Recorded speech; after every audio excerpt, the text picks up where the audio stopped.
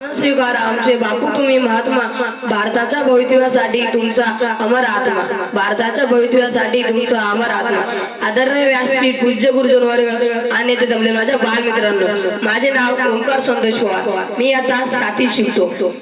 आज मी तुम्हा समोर राष्ट्रपिता महात्मा गांधी यांच्याविषयी 4 शब्द बोलणार आहे ते तुम्ही शांतपणे ऐकून घ्यावे ही विनंती। महात्मा गांधी हे भारताच्या स्वातंत्र्य संग्रामातील प्रमुख नेते होते। त्यांचे पूर्ण नाव मोहनदास करमचंद गांधी। त्यांचा जन्म हा 2 ऑक्टोबर 1869 रोजी गुजरात मधील पोरबंदर या गावी झाला। त्यांच्या वडिलांचे नाव करमचंद व आईचे नाव पुतळाबाई असे होते। वयाच्या 13व्या वर्षी त्यांचा विवाह कस्तुरबा यांच्याशी झाला।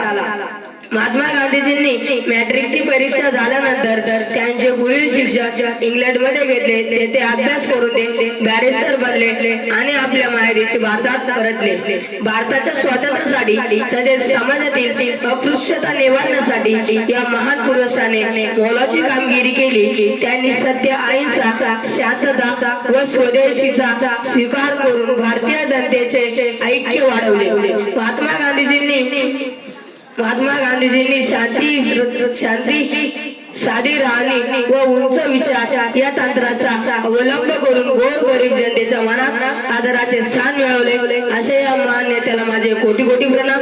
जय हिंद, जय भारत, जय